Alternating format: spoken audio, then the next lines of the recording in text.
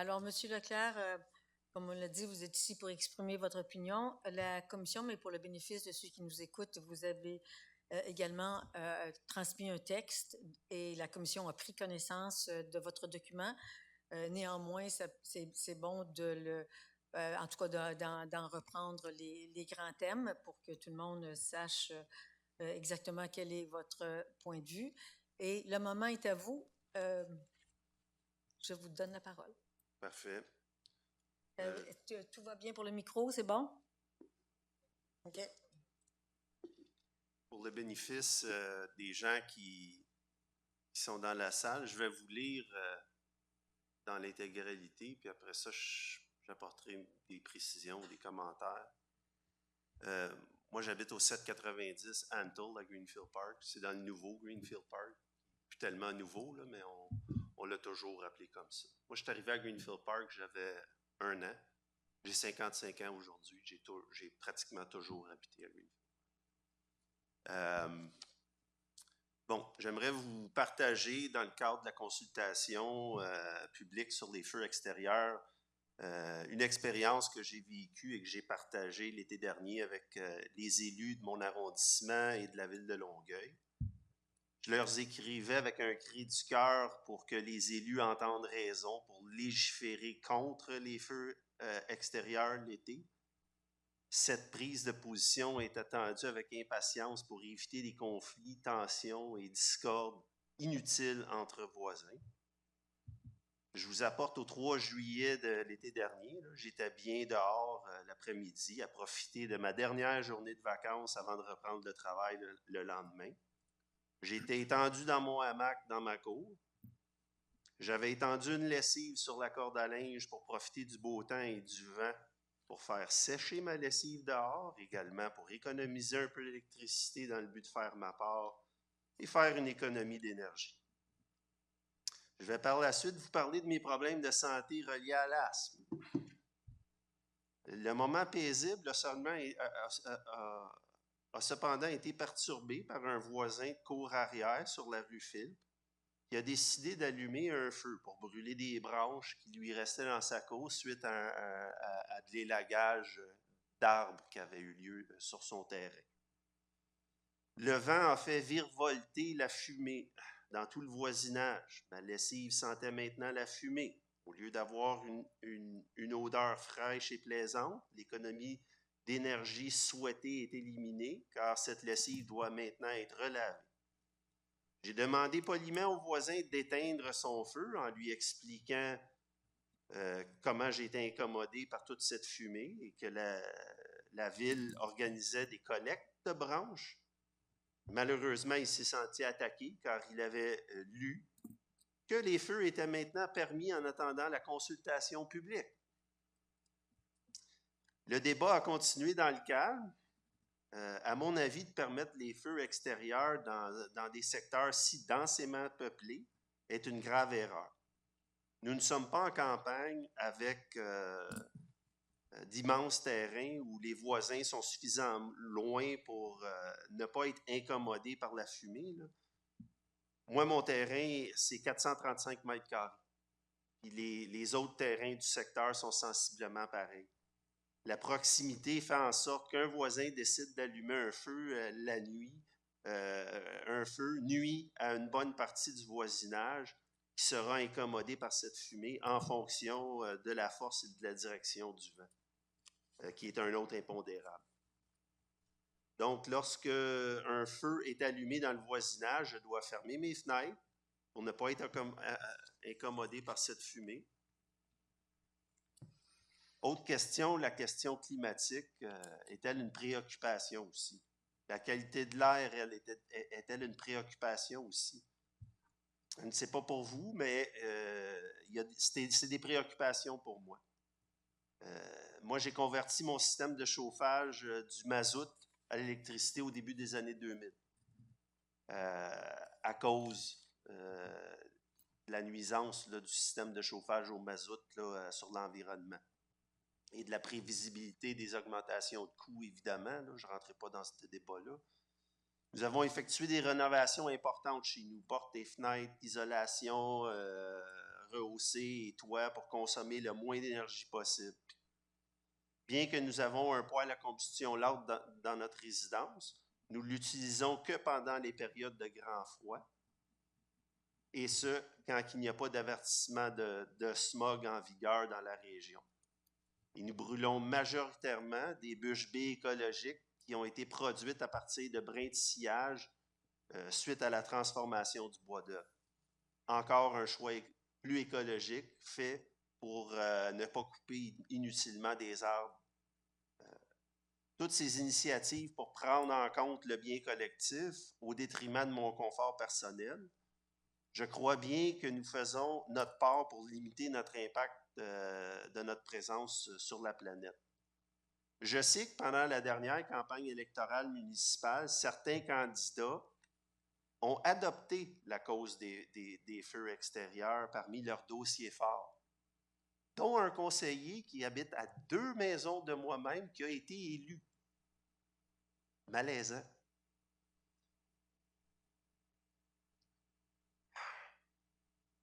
Mais c'est une prise de position que je trouve égoïste et irresponsable. Contre la science, contre le bien-être, de la qualité de vie, de la collectivité et de l'espace que nous occupons tous. J'arrive finalement à mes défis de ma propre santé et celle de mon fils de 6 ans, car malheureusement, les pommes ne tombent pas loin de l'arbre et mon fils a les mêmes défis que moi. Je souffre d'allergies et d'asthme depuis mon enfance. Voici la liste de médicaments que je consomme pour contrôler et guérir mes problèmes respiratoires, souvent en période estivale et de façon accrue pendant les canicules plus fréquentes que nous vivons ces dernières années. Je prends du Montelukast, 20 mg par jour. Apocertizine, 20 mg par jour. Symbicort, 2 doses par jour. Et des pompes Flovent et Ventolin à prendre au besoin dans des moments de crise accrue. Et ça, fois 2. 2 occupants de ma résidence là, qui sont amanchés avec un bagage là, de problèmes respiratoires. Je veux vous dire que respirer de la fumée des feux que les voisins allument pour leur petit confort ou par paresse d'attacher des branches mortes coupées pour les mettre au chemin pour la collecte de matière verte me cause beaucoup d'inconfort au niveau de mes voies respiratoires. En gros, je souhaite que nos élus prennent la décision courageuse d'interdire les feux extérieurs à la grandeur de l'agglomération l'été pour le bien de la planète et maintenir l'harmonie dans notre communauté. Voilà. Merci. Est-ce que vous avez quelque chose à ajouter? Pardon? Est-ce que vous avez quelque chose à ajouter? Oui.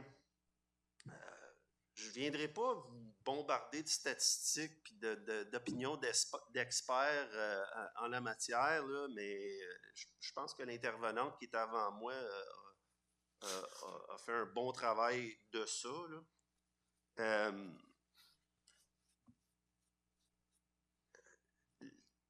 Lors des fusions municipales là, au début des années 2000, là, moi, ce que je souhaitais voir, là, c'est une cohésion,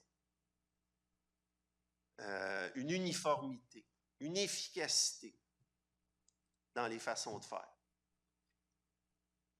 Puis, ce que je vois aujourd'hui, c'est pas ça. C'est 2 poids, 2 mesures, puis ça doit arrêter. Nos élus ne sont pas là par popularité, ils sont là pour diriger et prendre des décisions difficiles, j'avoue.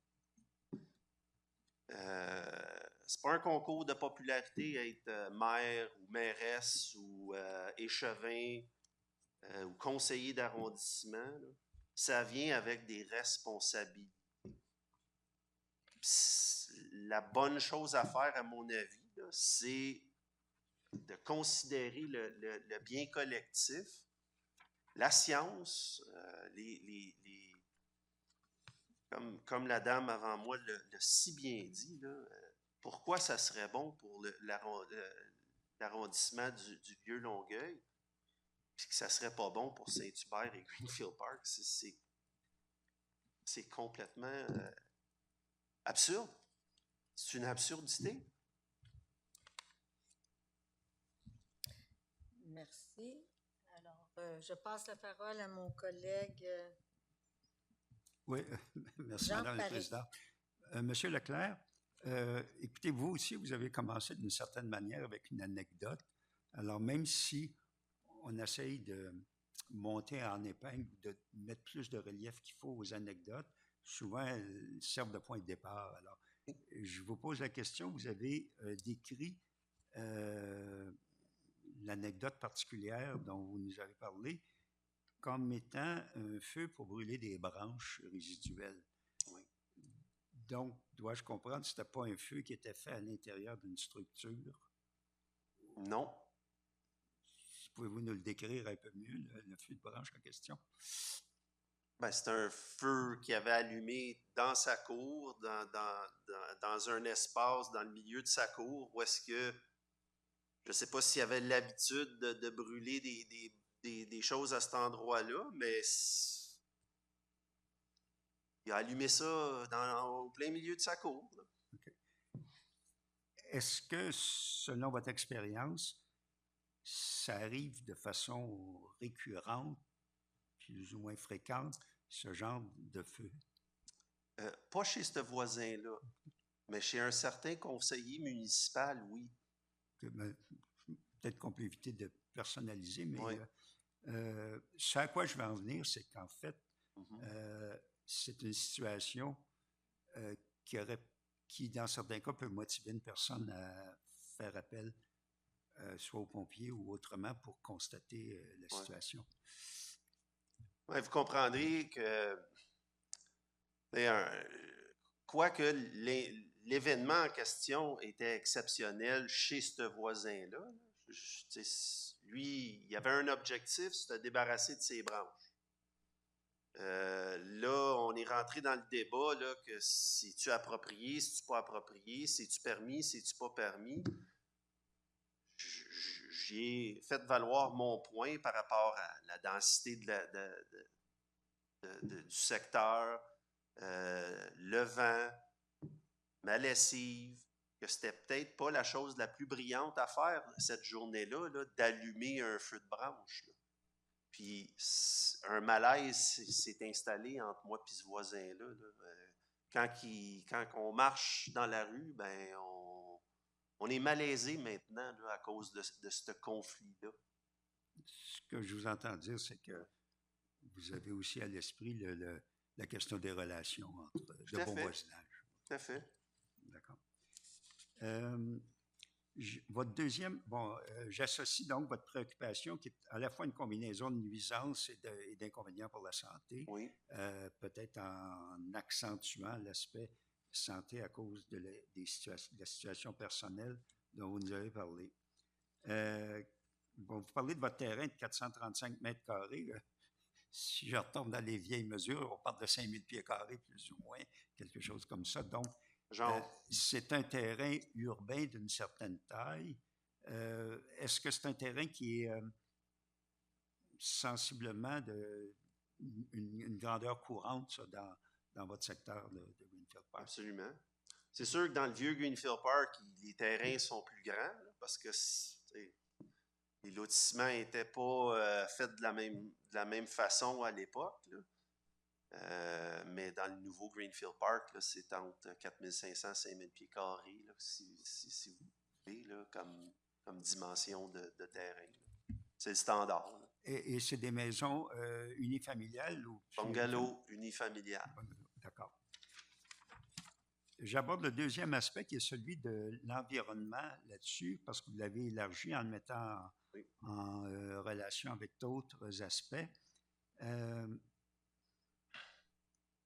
À ce moment-là, est-ce que vous considérez que l'encadrement éventuellement des feux conduit nécessairement à l'interdiction ou s'il pourrait y avoir un encadrement d'une autre forme, soit en ayant des exigences plus strictes sur les endroits où ça peut être fait, soit en encadrant ou en limitant le nombre de fois par saison où on peut faire des feux extérieurs.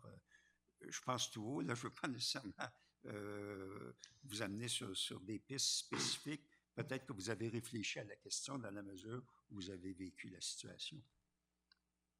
Mon souhait, ça serait une interdiction totale. La dame l'a dit tantôt, là, le discernement, là, chez certaines personnes, c'est un luxe parfois, là. Le savoir-être et le savoir-vivre dans une communauté, là, est-ce que les gens vont penser à l'impact? Moi, c'est sûr que j'annonce pas mes problèmes d'asthme là, sur la place publique, là, normalement, là, devant vous. Là. Je ne le partage pas nécessairement avec mes voisins non plus. Là. Nos défis de santé personnelle, c'est de nature personnelle. Est-ce qu'on a à justifier à chaque fois qu'on est incommodé par de la fumée ou, tu sais, c'est comme... moi, je trouve que la question doit être tranchée par une interdiction complète dans tous les arrondissements pour éviter justement que des gens soient incommodés pour quelque raison que ce soit. Si ça ne serait pas de mes défis de santé, là, j'en allumerais pas plus de feu chez nous là, parce que la boucane puis les... Je suis pas vraiment... on n'est pas dans une zone de camping, on n'est pas en campagne, là, c'est densément peuplé. Donc, mon opinion serait une interdiction totale. Là, je vais vous amener sur le poêle à combustion lente que vous Oui. avez mis chez vous, tout simplement parce qu'éventuellement, je vais vous amener au feu intérieur Oui. Rapidement. Mais vous avez choisi d'installer... Non. Il était déjà sur place? C'était déjà sur place. Moi, j'ai acheté ma maison en 2001. Puis ça, cet équipement-là avait été installé dans la foulée là, de la tempête du verglas de 98.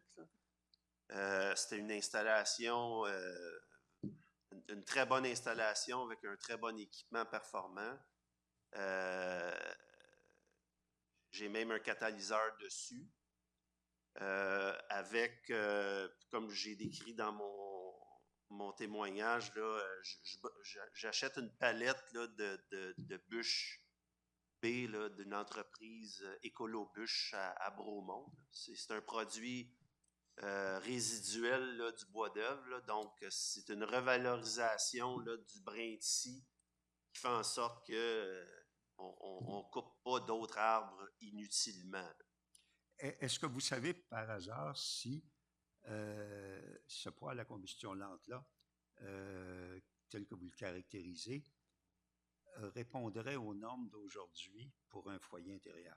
Oui. OK. Excusez, vous savez? Oui. Et la réponse, c'est oui. OK, merci. Avec certitude. Oui, d'accord. Okay. Merci. Oui. Alors là, je vous amène maintenant sur les foyers intérieurs. Oui. Quel genre d'encadrement, à votre avis, devrait être appliqué si vous avez une opinion là-dessus? Moi, je serais d'avis qu'une interdiction lors des épisodes de smog serait appropriée. Mais que par ailleurs, on pourrait continuer à autoriser l'utilisation, disons, par période de grand froid. Par période. OK. Seulement ou aussi pour le plaisir de la chose? Bien, écoutez, c'est une question, c'est comme licher une lame de rasoir, votre question, là, ou marcher sur une corde raide, là, parce que, bon, moi, mon foyer, personnellement, je l'utilise uniquement par période de grand froid et je suis très sensible par rapport au smog, donc je limite mon utilisation. Mais est-ce que c'est tout le monde qui va avoir cette considération-là? Je pense pas. J'ai des voisins qui brûlent 12 cordes par année. Le camion arrive à chaque été là, déposer les 12 cordes. Là. Moi, c'est une palette qui équivaut à peine à 3 cordes. Il m'en reste toujours pour l'année suivante. Je suis loin de chauffer au bois, là. C'est un chauffage d'appoint pour aider à réduire la facture d'Hydro-Québec là, dans les périodes de grand froid uniquement. Je suis conscient là, que ça va être une grande bataille là, au niveau là, d'avoir un encadrement là, sur cet enjeu-là. D'accord, mais ça s'est fait ailleurs. Oui. D'accord. Très bien. En ce qui me concerne, ça fait le tour, Madame la Présidente. Très petite question. Suite aux événements du 3 juillet, est-ce que votre voisin a allumé d'autres feux? Je pourrais pas vous dire. En tout cas, dont vous avez eu connaissance. Vous n'avez pas souffert d'autres Non. nuisances suite à ça. Avez-vous eu connaissance d'autres feux allumés dans votre secteur? Oui, j'ai un certain conseiller d'arrondissement. OK. Bien, on ne parlera pas d'individus, mais... À chaque fin de semaine, je suis à 2 maisons de là. OK. Donc, 2 maisons, vous avez des terrains qui ont à peu près, on a dit, 5 000 pieds. À peine peu près 5 000 pieds carrés, là.